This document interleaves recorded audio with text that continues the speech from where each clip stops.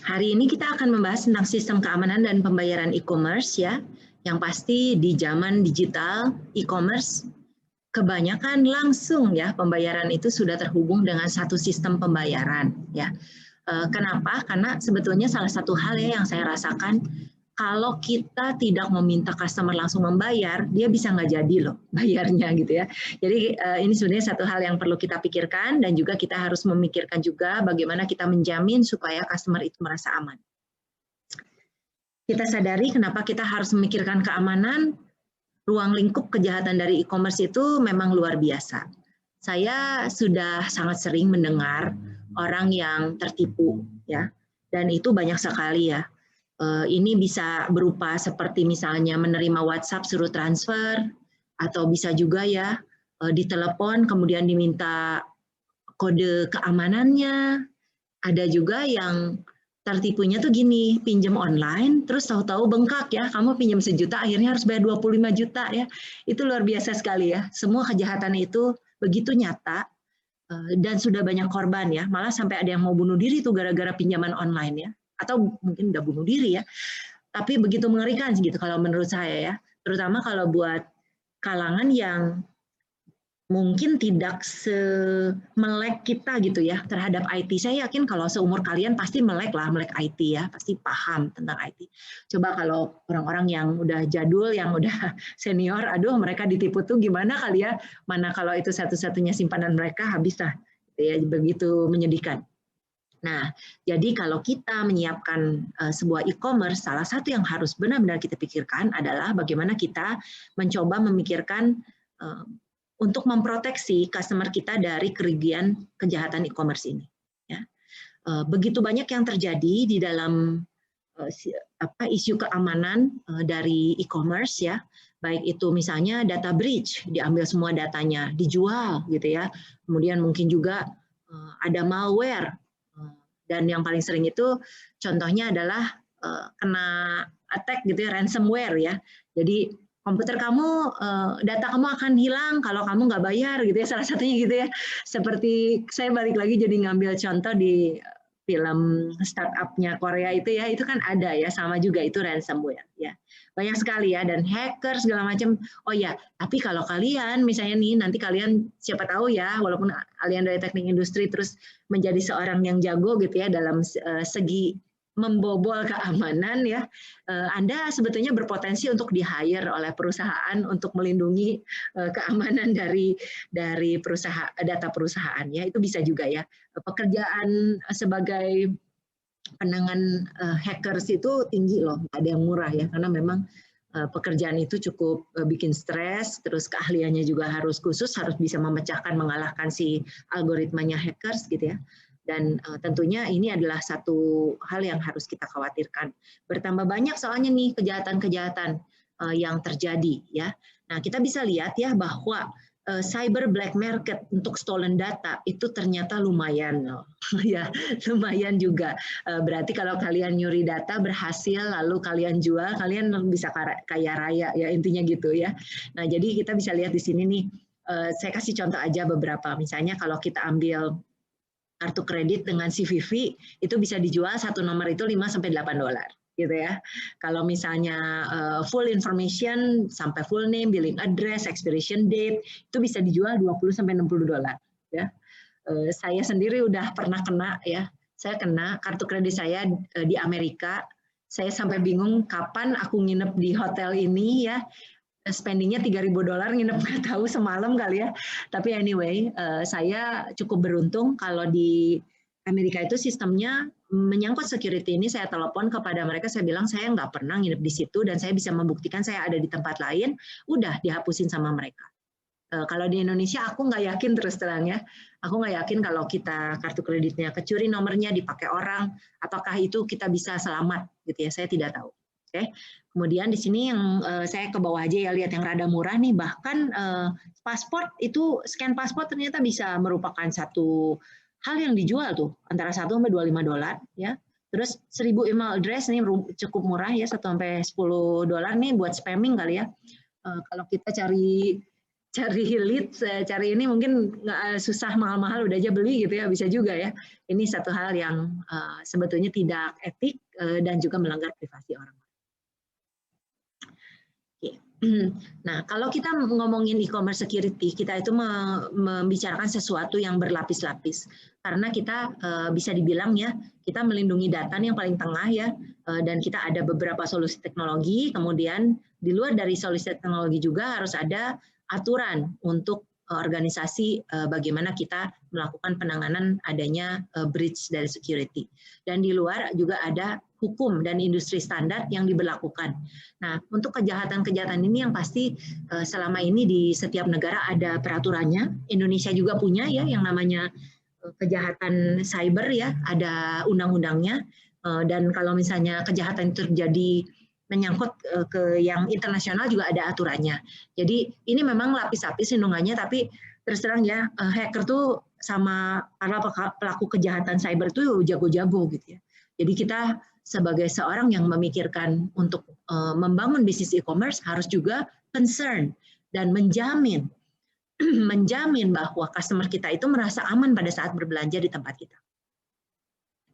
Nah, kita bisa lihat ya sekarangnya ada beberapa dimensi keamanan dari e-commerce. Apa saja sih yang kita sebut sebagai dimensi keamanan yang harus kita pikirkan adalah pertama, integritas, kedua, penyangkalan fakta, ketiga, keaslian, keempat, kerahasiaan, kelima, privasi, dan kelima, ketersediaan. Apa aja sih yang disebut itu? Nah, kita sekarang lihat ya, contoh integritas itu berarti kalau dari sudut pandang customer, apakah informasi yang saya berikan atau saya terima itu memang informasi yang sesungguhnya? Ya, misalnya kita terima email, benar nggak nih bahwa akan ada giveaway atau apa? Kadang-kadang itu kan juga jebakan ya. Oke, kalau dari segi merchant mungkin apakah data dari situ sudah dirubah-rubah tanpa adanya otorisasi? Apakah data yang diterima oleh customer itu valid? Ya, ini yang disebut dengan data integrity. Kemudian kalau yang kedua non-repudiation atau penyangkalan data. Ini kalau dari customer perspektif, apakah sebuah pihak bisa nanti menyangkal bahwa pernah ambil tindakan ini dengan saya, gitu ya. Terus kalau dari merchant, apakah si customer itu bisa bilang bahwa saya nggak pernah kok order itu produk gitu ya. Nah ini adalah satu hal yang dipikirkan. Kemudian authenticity ini adalah keaslian ya, authenticity siapa saya berdagang dengan siapalah gitu ya kalau ngomong e-commerce gitu ya. Apakah saya yakin saya bisa berdagang dengan dia orangnya aman? Ya. Merchant perspektif apakah real identity dari customer-nya itu seperti apa? Nah ini kan udah sering kena ya. Baru-baru ini juga kan yang apa tuh yang jualan mobil itu ternyata masukin uangnya tapi nggak pernah keluar mobilnya kan gitu ya. Jadi itu salah satu yang bikin concern kita ya. Oke, karena itu menurunkan ke tingkat kepercayaan terhadap situs-situs e-commerce yang menjual mobil online. Kemudian confidentiality, apakah seseorang selain saya itu bisa baca message saya gitu ya. Apakah message dan confidential data itu bisa dilihat oleh orang lain yang tidak diotorisasi ya. Itu untuk confidentiality. Nah, kalau privacy udah sering kita ngobrolin sedikit ya. Apakah saya bisa mengendalikan informasi itu seudah saya submit data itu kepada e-commerce site, apakah nanti dipakai sama dia buat kebutuhan lain atau saya bisa mengendalikan itu ya.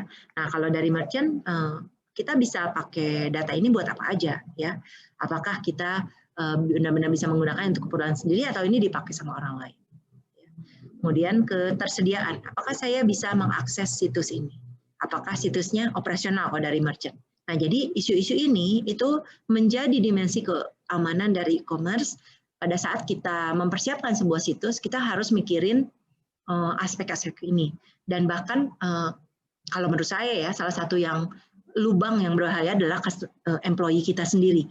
Nah, jadi kalian nanti harus juga meyakinkan bahwa employee yang kalian hire itu, kalau kalian sudah mulai meng-hire employee itu harus menandatangani perjanjian konfidensialitas. Ya, nggak boleh melakukan ini, nggak boleh melakukan ini tanpa otorisasi kamu, karena kamu yang bertanggung jawab itu sebagai pemilik e-commerce ya, itu agak riskan. Oke. Nah, ada beberapa hal ya yang rentan atau riskan lah ya terhadap keamanan. Yang pertama adalah kemudahan penggunaan. Nah, semakin banyak langkah keamanan, semakin sulit penggunaannya, situs jadi lambat, ya. Jadi kita serba salah juga. Kalau kita banyak keamanan, ternyata situsnya jadi lelet. Ya. Nah, memang keamanan dibeli dengan harga melambatnya kecepatan prosesor dan menambah penyimpanan data secara signifikan. Kalau terlalu banyak keamanan bisa merusak profitabilitas sebenarnya. Ya, jadi kita harus secukupnya saja. Oke.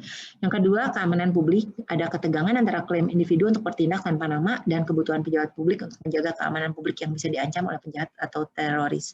Ya, jadi saya jadi ingat lagi waktu itu data pemilu Indonesia dijual tuh di pasar black market luar negeri gitu ya. Aduh, aku sebetulnya puyeng gitu ya. Aduh, ini gimana?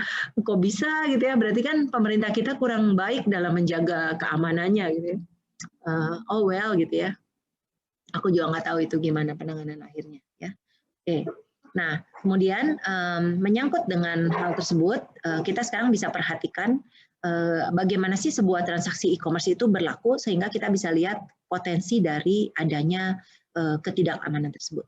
Nah, biasanya di sini ada online customer ya, mulainya kita dari online customer itu mau beli ke online store, dia kan lewat ISP, berarti di sini ada jalan, kemudian nanti dia shipping ya, dari warehouse dikirimkan customer.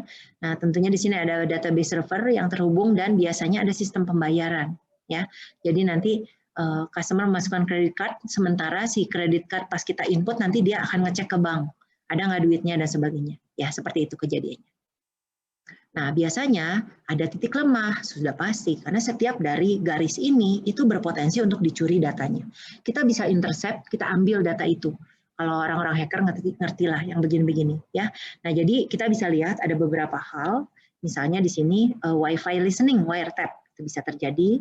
Di sini ada web beacon gitu ya, ada web beacon diambil datanya yang dari situsnya gitu ya. Kemudian juga di sini ada customer list hack ya, diambil customer listnya lalu mungkin nanti ditawarin produk lain atau dipakai buat kebutuhan lain ya, bisa juga ya. Ini si merchant web server juga berpotensi di attack. Kemudian ini dimasukin database-nya ada injection-nya sehingga sampai berat banget memprosesnya gitu ya, bisa juga.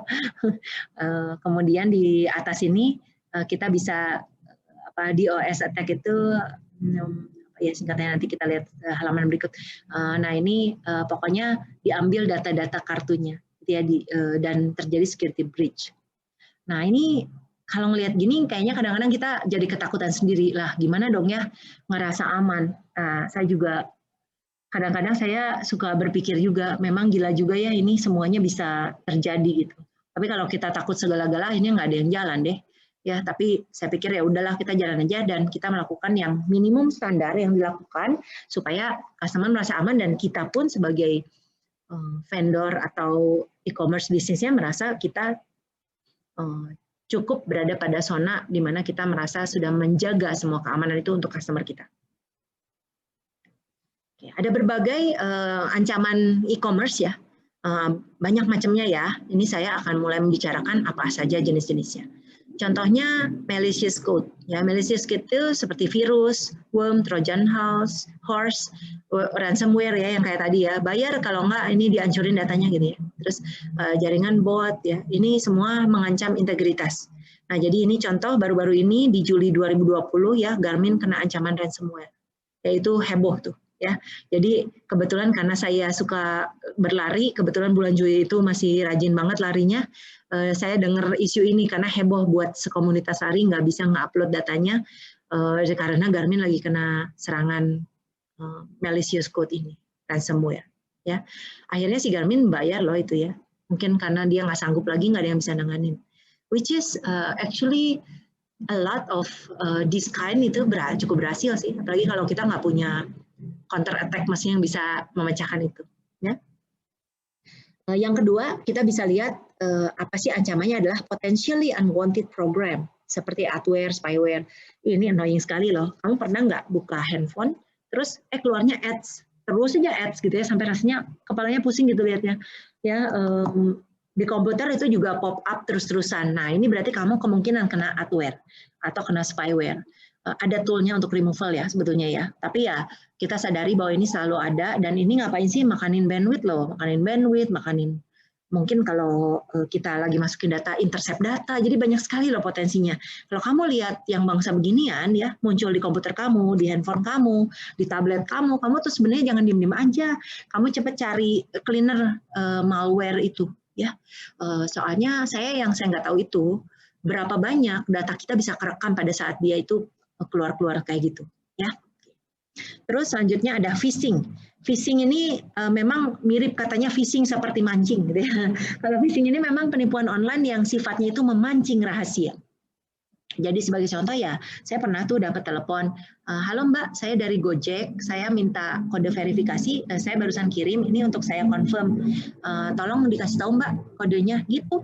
Ya, terus saya mikir-mikir ngapain ya minta-minta kode verifikasi gitu kan, udah automated. Jadi saya bilang, aduh, Mas mau nipu ya Mas ya, aku bilang gitu.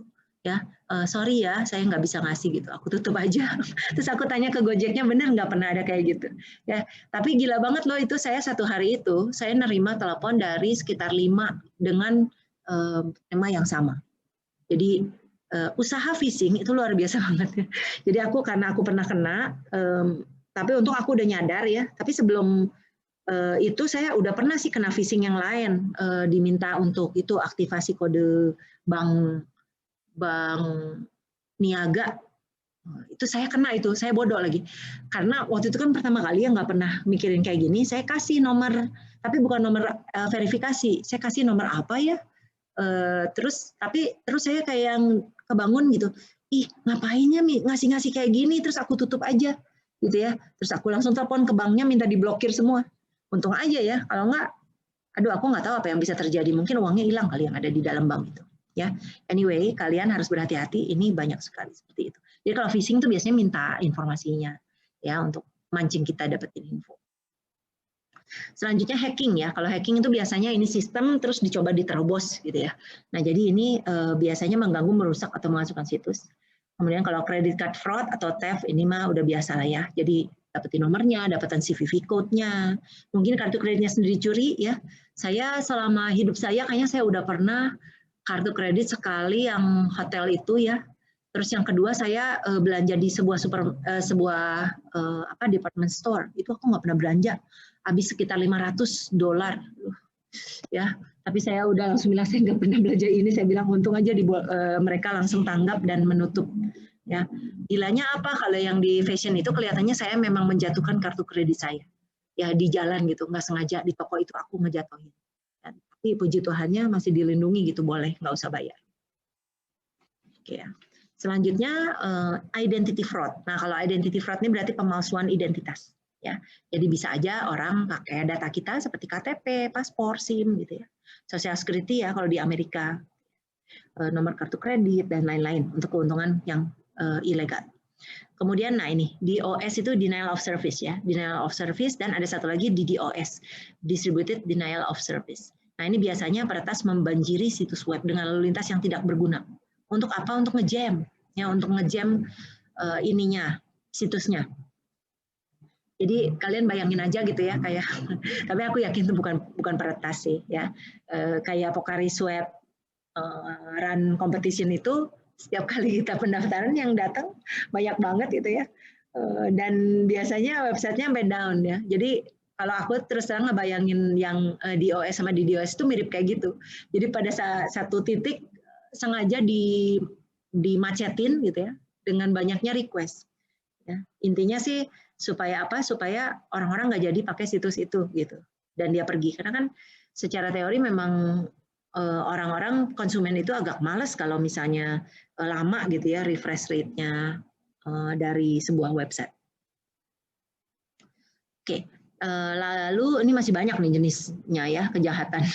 Sniffing. Nah kalau sniffing itu ngendus-ngendus gitu ya, kayak binatang peliharaan kita mengendus-ngendus gitu ya. Nah ini kalau sniffing itu berarti dia memantau informasi yang ada di jaringan dicuri ya, dicuri. Misalnya apa, email dicuri, file perusahaan. Wah ini sangat sering nih dipakai kalau misalnya apa sniffing, mungkin emailnya presiden kayak gitu ya, atau siapa, kemungkinan ini yang dilakukan ya. Ini disadap gitu. Oke. Terus insider job. Kalau insider job ini biasanya orang dalam nih, orang dalam punya akses informasi dicuri dikeluarin gitu buat orang kaya ramai ya. Oke.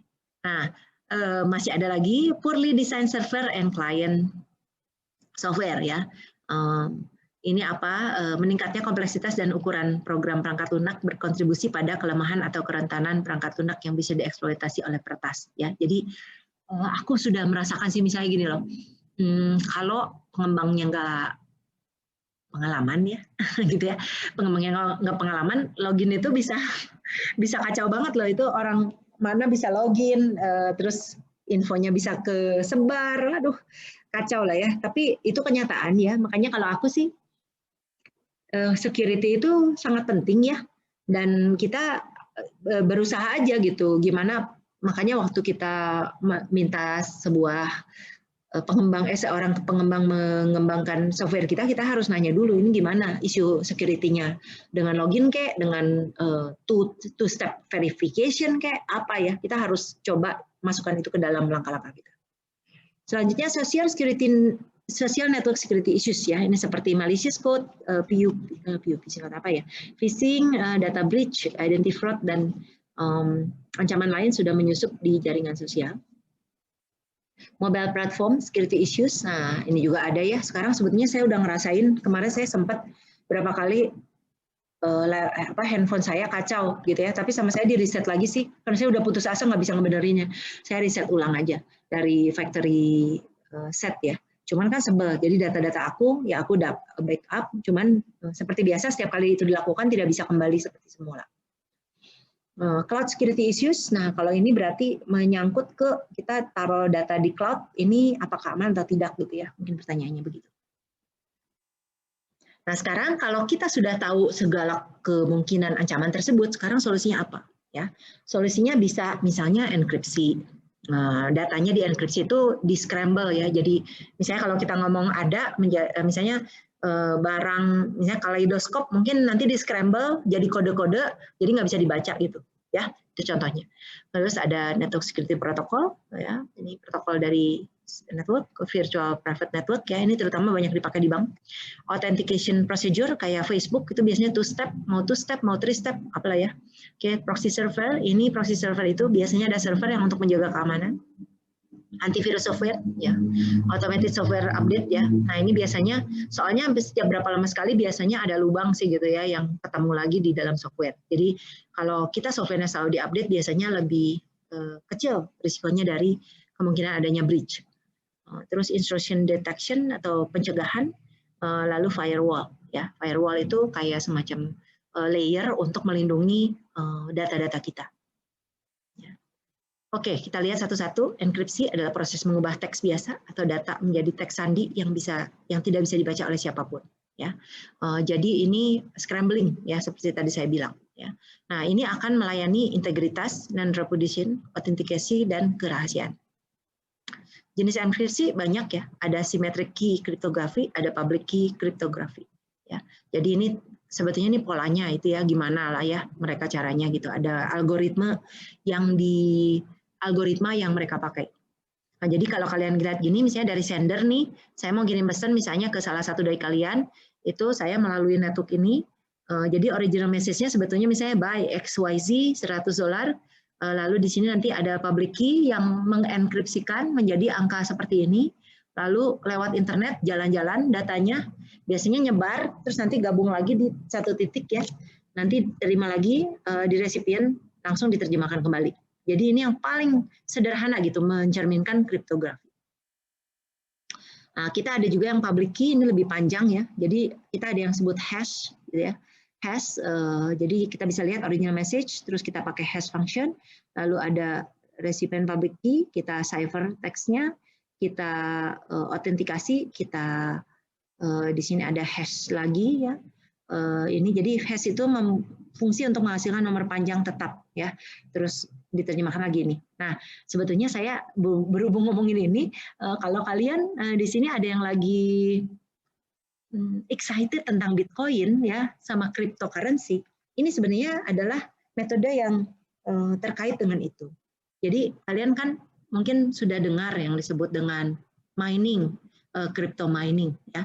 Intinya kalian akan menggunakan device gitu ya, device yaitu biasanya VGA card gitu ya, untuk memproses itu.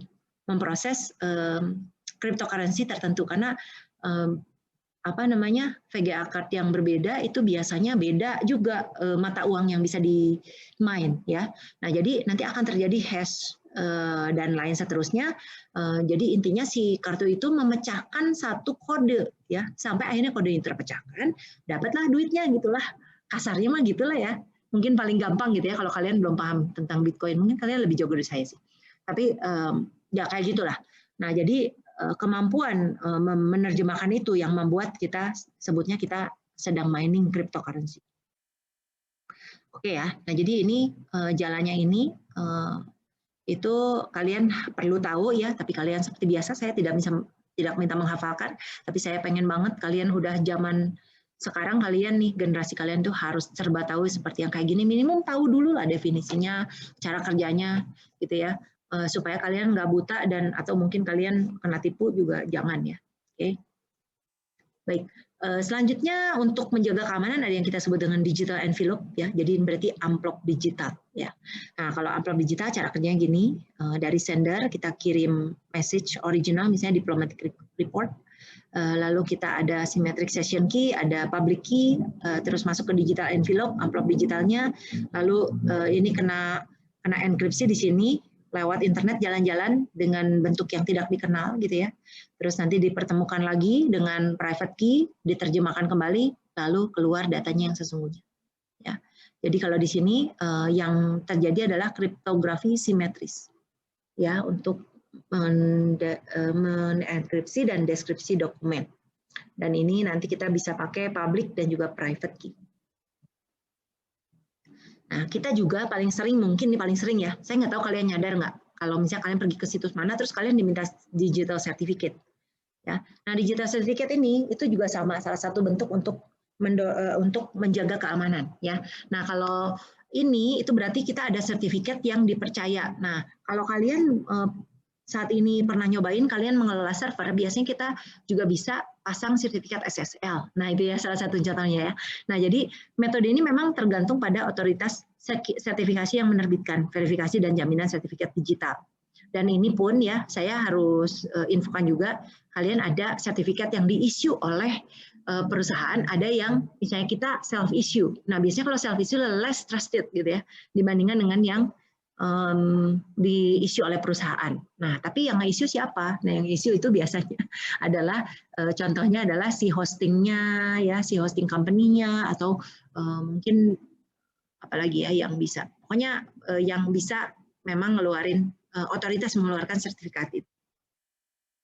Nah, jadi kalau kita di sini ada transaction, ya, ada transaction, nanti kita melewati jarak ini, di sini akan ngecek sertifikasinya, oh benar komputernya trusted.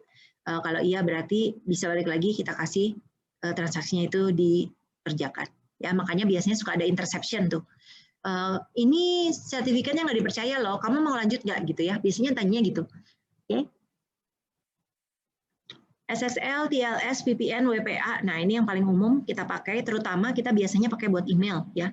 Kalau kalian nge-set email di Microsoft Outlook, biasanya ditanya nih, mau pakai yang mana? SSL, TLS, atau dua-duanya? Atau gimana gitu ya. Kalau VPN kita sering pakai buat BCA gitu ya, contohnya bank gitu ya. Bank saya biasanya pakai VPN, kalau yang klik BCA bisnis. Ya, kalau yang personal memang nggak kelihatan. Oke, karena kalau bisnis kan biasanya uangnya juga gede-gede. Oke, terus kita lihat di sini yang terjadi ya. Yang terjadi ini kan layer ya. Jadi ada berapa level? Level 1, level 2, level 3 gitu ya. Jadi kalau kita lihat di sini untuk yang komputer kita dengan server itu ada encrypted aja biasa. Tapi kalau di sini nanti client certificate kita akan bertukar sertifikat supaya dikenali gitu ya. Kemudian layer berikutnya kita baru lihat client browser, lewat internet minta ke merchant. Ya, jadi ini semua kita terjaga karena ada triple checking gitu ya, triple checking atau kadang-kadang 4 layer checking gitu ya, buat ngecek datanya benar nggak. Oke, firewall. Kalau firewall itu ya ini, ya dinding api gitu ya, dinding api. Jadi ini adalah alat untuk melindungi jaringan server dan klien ya. Biasanya ini satu penjagaan yang pasti ada.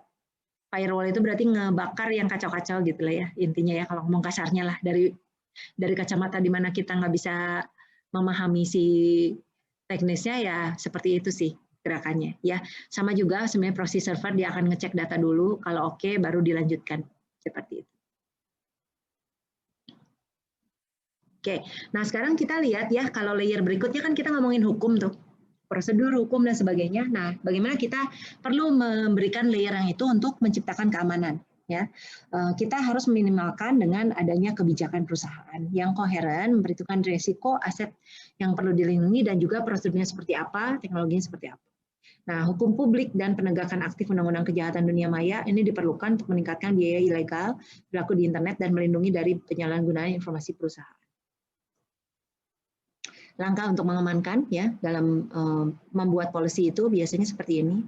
Kita akan nilai dulu nomor 1 ya resikonya. Oke. Kemudian nomor 2 kita akan buat kebijakan keamanan ya. Kita akan cek apa sih prioritas yang mana nih risiko informasinya. Yang mana yang paling harus dilindungi. Kemudian target risiko apa yang bisa diterima. Mekanisme apa yang mencapai keamanan tersebut ya. Terus yang ketiga, kita baru implementasi, rencana implementasi, kita bagaimana menerjemahkannya menjadi perangkat alat teknologi kebijakan atau prosedur. Langkah keempat, kita bikin satu organisasi atau tim keamanan, ya. Ya siapa yang bertanggung jawab, maksudnya PIC-nya, audit yang auditnya siapa, ya. Lalu yang kelima, kita melakukan audit secara berkala. Karena kita nggak pernah tahu, siapa tahu keamanan itu sudah mau rubuh gitu ya, kita nggak tahu juga, kadang-kadang itu bisa terjadi. Oke, nah kalau selanjutnya, kalau misalnya kita ngomongin online credit card, ya memang kejadiannya ya gini ya, konsumen kan bikin melakukan pembelian, dia masukin data itu dong, data kartu kreditnya sama expired date sama CVV. Nah nanti ini ada checking dengan si consumer banknya ya. Kemudian di sini pada saat transaksi terjadi dengan merchant, ini ada SSL TLS biasanya untuk melindungi ya. Terus di sini kalau udah juga nanti diterusin kan ke clearing house. Terus ini kalau benar sudah terjadi pembayaran baru diproses ke merchant bank. Lumayan ya. Langkah-langkah ini tentunya di setiap titik ini selalu berisiko untuk breach. Zaman sekarang e-commerce pastilah harus pakai payment system. Tadi saya sudah sempat sebutkan, kadang-kadang orang bisa nggak jadi beli kalau nggak langsung bayar di saat itu juga ya. Itu sudah kejadian juga saya ya. Saya bisa kadang-kadang beli terus nggak diterusin sama aku tuh sering ya. Nah jadi sebetulnya kalau kita bisa memfasilitasi pembayaran langsung tentunya paling bagus ya. Nah ini ada banyak untuk payment system, misalnya PayPal yang sedunia ini nomor 1 ya. Dan PayPal tuh fleksibel ya, bisa pakai Amazon Pay, pakai Visa Checkup, Masterpass, credit card dan sebagainya. Cuman ya si PayPal ini saya kemarin sempat ya waktu mencoba pakai PayPal ternyata biayanya tinggi ya, lumayan ya, fee untuk bayar prosesnya itu lumayan tinggi gitu ya. Jadi saya kerasa sendiri gitu, kedidaknya lumayan gede, kekuranginnya gitu ya biayanya. Kita juga ada mobile payment system ya, menggunakan pembaca kartu kredit yang dipasang ke smartphone ya, seperti Square, PayPal yang ditempel itu ya, jadi biasanya ditaruh di atas ini, bentuknya square, kotak gitu. Itu bisa untuk memproses juga kartu kredit. Selanjutnya cryptocurrency. Nah, cryptocurrency seperti Bitcoin, altcoin ya, ini masih sekarang itu sebenarnya semakin penting. Nah, saya mau ngomong sedikit soal ini ya. Kalian kalau ngomongin cryptocurrency berarti saingannya adalah uang nyata kan. Uang nyata yang kita pakai seperti duit lembaran kertas kita, koin logam kita ya. Nah, kalau kita ngomongin ngapain sih ada cryptocurrency? Nah, sebetulnya ini adalah bentuk apa ya? Harapan kemerdekaan atas kendali dari negara. Sebenarnya itu sih ya. Jadi kalau cryptocurrency itu pemrosesnya itu menyebar seluruh dunia ya. Jadi mudah-mudahan tidak akan ada kelicikan gitu. Sebenarnya sih gitu ya. Kalau uang kertas ya, kalian bayangin aja kayak Amerika, Indonesia, negara-negara lain kita tiap tahun tuh kita nyetak uang. Ya. Nah, kalau kita nyetak uang, apa yang terjadi? Jumlah dari uang kertas nambah terus, supply uang naik. Apa yang terjadi kalau supply naik, demand-nya tetap? Nah, turun dong ya, nilai uangnya, benar nggak? Ya, turun. Kayak sekarang nih ya, sekarang tuh sebenarnya berita terakhir, kalau kalian memperhatikan dunia finansial, Amerika akan mengeluarkan stimulus cek, katanya gitu. Ya, nah stimulus ceknya dari mana duitnya? Lah kemungkinan mereka nyetak uang lah. Ya, kalau misalnya mereka nyetak uang, terus berarti gimana? Ya nilai mata uang dolar turun. Ya udah kelihatan kan, udah mulai. Ya, nah sama juga nih Indonesia juga. Ya, aku juga nggak tahu nih Indonesia gimana ya. Tapi saya meragukan. Maksudnya saya merasa bahwa kemungkinan besar ya gitu. Berarti si nilai mata uang yang sesungguhnya itu akan berkurang. Nah, kalau cryptocurrency itu biasanya nih, sebagai contoh Bitcoin itu kenapa bisa sampai semahal itu? Karena ya dia tuh supply-nya fix, ya. Dia supply-nya fix, dia nggak akan bisa nambah, gitu loh. Dan sebetulnya yang nyebelin dari Bitcoin itu, dia itu cuma bisa memproses berapa per detik itu cuma berapa gitu, ya. Jadi nggak terlalu banyak gitu. Ya inilah, kalau kalian nanti punya ketertarikan silahkan aja, banyak sekali resource untuk mempelajari cryptocurrency di YouTube. Oke, nah kalau di dunia ya top 5 e-wallet itu adalah berdasarkan Google Store, itu adalah GoPay, OVO, Dana, Link, dan Genius nih untuk di Indonesia. Ya, kalau misalnya di negara lain yang paling banyak PayPal, ya PayPal hampir PayPal. Kalau di USA PayPal, Google Play sama Samsung Pay. Di China Alipay ya, dari AliExpress sama WeChat Pay. Di India ini PayTM. Kalau di Skandinavia Nordic Pay, Vipps sama Swish. Latin Amerika Mercado, Pago ya. Nah Indonesia ya ini, Indonesia GoPay, OVO dan lain-lain ya. Ini berita di tahun 2019, nggak tahu sekarang nih. Saya cari-cari belum ketemu yang terbaru.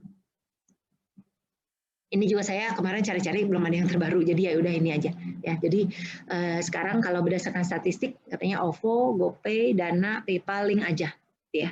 Saya sebenarnya nggak nyangka juga sih Link aja, tapi sebenarnya saya juga pakai sih. Saya pakai minimum sebulan sekali buat bayar apa? Buat bayar apartemen apartemen fee. Soalnya kalau lewat Link aja saya dapat insentif, dapat cashback. Saya senang cashback, jadi saya pakai yang paling gede cashbacknya. Oke. Dan ini ada seterusnya kecil-kecil. Oke, saya tadinya pikir Genius itu gede, ternyata enggak juga loh Genius itu, ya. Ternyata biasa aja. Oke, lanjut. Baik, nah ini yang berikutnya adalah EBPP. EBPP itu singkatannya Electronic Billing Presentment and Payment. Ini adalah bentuk sistem pembayaran online untuk tagihan bulanan, ya. Ini memungkinkan customer untuk melihat tagihan secara elektronik dan membayarnya melalui electronic transfer. Nah, EBPP ini biasanya buat bon-bon kita lah, gitu ya, bon listrik, bon apa lah ya, bon telepon gitu ya. Dan ini tuh saya merasa gitu ya, bank-bank ini berlomba-lomba loh ngejar-ngejar kami konsumen untuk bayar lewat dia, karena dia kenapa? Karena dia dapat fee. Kalau buat vendornya misalnya saya pengen bayar listrik otomatis gitu ya. Keuntungannya apa sih vendor? Keuntungannya terjamin dari auto debit sama si bank, gitu ya, nggak akan kelupaan bayar. Makanya mereka willing, mau gitu bayar fee juga. Ya. Ini ada online banking, ada mobile ya, mobile, Apple, Google, PayPal.